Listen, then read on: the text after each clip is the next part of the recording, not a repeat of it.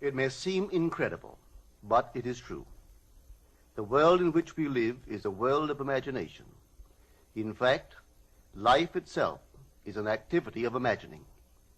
All that we behold, though it appears without, it is within, in our imagination, of which this world of mortality is but a shadow. Nothing appears or continues in being by a power of its own. Events happen because comparatively stable imaginal activities created them, and they continue in being only as long as they receive such support. Therefore, the secret of imagining is the greatest of all problems, to the solution of which everyone should aspire. For supreme power, supreme wisdom, and supreme joy lie in the solution of this great mystery. When man solves the mystery of imagining, he will have discovered the secret of causation, and that is, imagining creates reality. Divine imagining and human imagining are not two powers at all, but one. The valid distinction which exists between them lies not in the substance with which they operate, but in the degree of intensity of the operant power itself. Acting at high tension, an imaginal act is an immediate objective fact. Keyed low, an imaginal act is realized in a time process. Human history, with its forms of governments, its revolutions, its wars, and in fact the rise and fall of nations, could be written in terms of the imaginal activities of men and women. All imaginative men and women are forever casting forth enchantments, and all passive men and women who have no powerful imaginative lives are continually passing under the spell of their power. If imagination is the only thing that acts or is in existing beings or men, as Blake believed, then we should never be certain that it was not some woman treading in the winepress who began that subtle change in men's minds, or that the passion because of which the earth has been drenched in blood did not begin in the imagination of some shepherd boy, lighting up his eye for a moment before it ran upon its way. The future is the imaginal activity of man in its creative march. Imagining is the creative power, not only of the poet, the artist, the actor, and orator, but of the scientist, the inventor, the merchant, and the artisan. Its abuse in unrestrained, unlovely image-making is obvious, but its abuse in undue repression breeds a sterility which robs a man of actual wealth of experience. Imagining novel solutions to ever more complex problems is far more noble than to restrain or kill out desire. Life is the continuing solution of a continuously synthetic problem. Imagining creates events. Our world, created out of men's imagining, comprise unnumbered warring beliefs. Therefore, there can never be a perfectly stable or static state. Today's events are bound to disturb our yesterday's established order. Imaginative men and women invariably unsettle a pre-existing peace of mind. Hold fast to your ideal in your imagination. Nothing can take it from you but your failure to persist in imagining the ideal realized. Imagine only such states that are of value or promise well. To attempt to change circumstances before we change our imaginal activity is to struggle against the very nature of things. There can be no outer change until there is first an imaginal change. Everything we do, unaccompanied by an imaginal change, is but futile readjustment of surfaces. Imagining the wish fulfilled brings about a union with that state, and during that union we behave in keeping with our imaginal change. This shows us that an imaginal change will result in a change of behavior. However, our ordinary imaginal alterations, as we pass from one state to another, are not transformations, because each of them is so rapidly succeeded by another in the reverse direction. But whenever one state grows so stable as to become our constant mood, our habitual attitude, then that habitual state defines our character and is a true transformation. Now let me call your attention to the design on the cover of this record. You will notice a man sitting on a park bench, imagining himself to be in a home. This is the secret of those who lie in bed awake while they dream things true. They know how to live in their own dream house until, in fact, they do. Man, through the medium of a controlled waking dream, can predetermine his future. That imaginal activity of living in the feeling of the wish fulfilled leads man across a bridge of incident to the fulfillment of the dream. If we live in the dream, thinking from it and not of it, then the creative power of imagining will answer our adventurous fancy, and the wish fulfilled will break in upon us and take us unawares. Man is all imagination. Therefore, man must be where he is in imagination, for his imagination is himself. To realize that imagination is not something tied to the senses or enclosed within the spatial boundary of the body is most important. Although man moves about in space by movement of his physical body, he need not be so restricted. He can move by a change in what he is aware of. However real the scene on which sight rests, man can gaze on one never before witnessed. He can always remove the mountain if it upsets his concept of what life ought to be. This ability to mentally move from things as they are to things as they ought to be is one of the most important discoveries that man can make. It reveals man as a center of imagining, with powers of intervention which enable him to alter the course of observed events, moving from success to success through a series of mental transformations of nature, of others, and himself. How does he do it? Self-abandonment. That is the secret.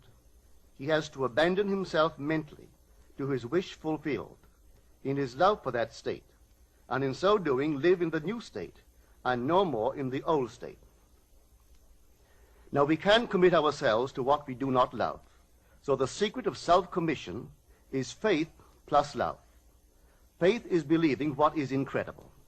We commit ourselves to the feeling of the wish fulfilled, in faith that this act of self-commission will become a reality, and it will, because imagining creates reality. Imagination is both conservative and transformative. It is conservative when it builds its world from images supplied by memory and the evidence of the senses. It is creatively transformative when it imagines things as they ought to be, building its world out of the generous dreams of fancy. In the procession of images, the ones that take precedence naturally are those of the senses. Nevertheless, a present sense impression is only an image. It does not differ in nature from a memory image or the image of a wish. What makes a present sense impression so objectively real is the individual's imagination functioning in it and thinking from it, whereas in a memory image or a wish, the individual's imagination is not functioning in it and thinking from it, but is functioning out of it and thinking of it. If the individual would enter into the image in his imagination, as the design on the cover of this record suggests, then would he know what it is to be creatively transformative. Then would he realize his wish, and then he would be happy. Every image can be embodied, but unless man himself enters the image and thinks from it, it is incapable of birth.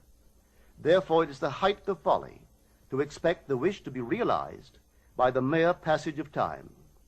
That which requires imaginative occupancy to produce its effect obviously cannot be effected without such occupancy. We cannot be in one image and not suffer the consequences of not being in another. Imagination is spiritual sensation. Enter the image of the wish fulfilled, then give it sensory vividness and tones of reality by mentally acting as you would act were it a physical fact. Now, this is what I mean by spiritual sensation. Imagine that you are holding a rose in your hand. Smell it. Do you detect the odor of roses? Well, if the rose is not here, why is its fragrance in the air? Through spiritual sensation, that is, through imaginal sight, sound, scent, taste, and touch, man can give to the image sensory vividness. If he does, all things will conspire to aid his harvesting. And on reflection, he will see how subtle were the threads that led to his goal. He could never have devised the means which his imaginal activity used to fulfill itself. If man longs to escape from his present sense fixation, to transform his present life into a dream of what might well be, he has but to imagine that he is already what he wants to be, and then feel the way he would expect to feel under such circumstances. Let him, like the make-believe of a child who is remaking the world after its own heart, create his world out of pure dreams of fancy. Let him mentally enter into his dream. Let him mentally do what he would actually do were it physically true. He will discover that dreams are realized not by the rich, but by the imaginative. Nothing stands between man and the fulfillment of his dreams but facts, and facts are the creations of imagining. If man changes his imagining, he will change the facts. Man and his past are one continuous structure.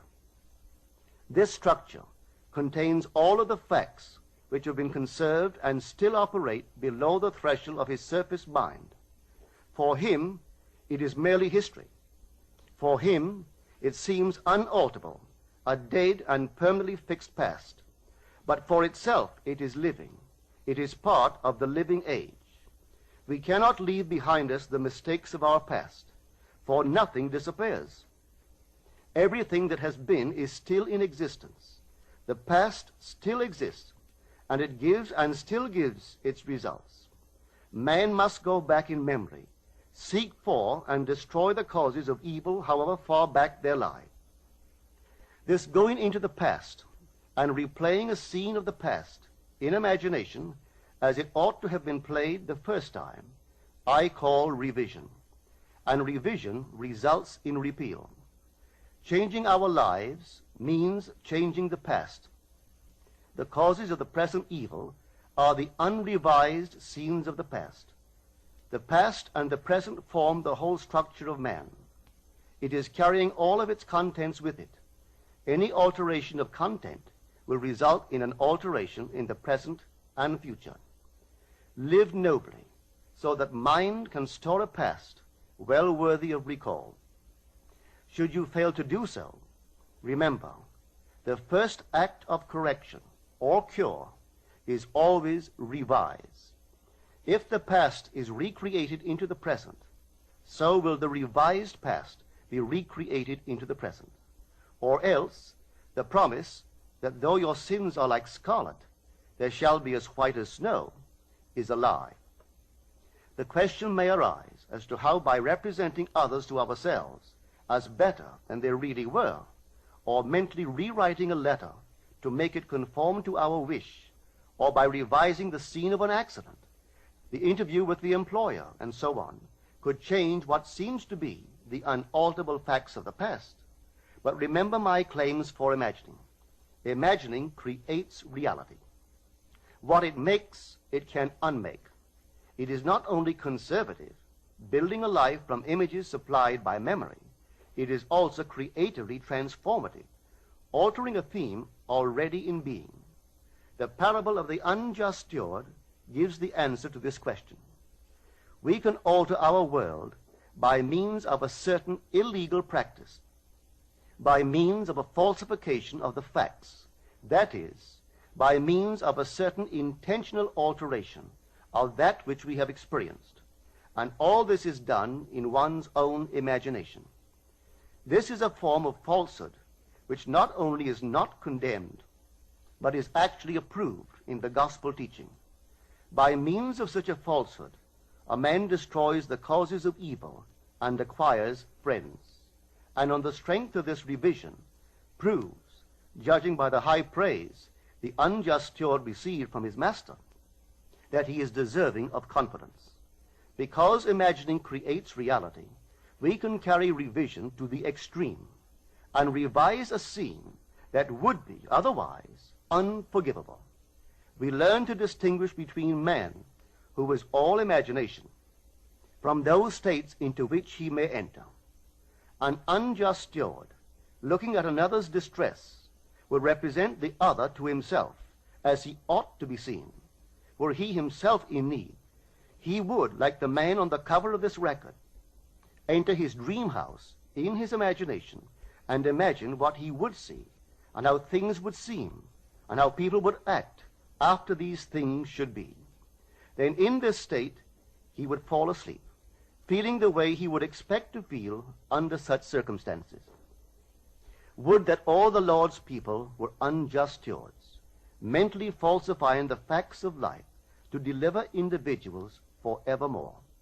For the imaginal change goes forward until at length the altered pattern is realized on the heights of attainment. Our future is our imaginal activity in its creative march. Imagine better than the best you know.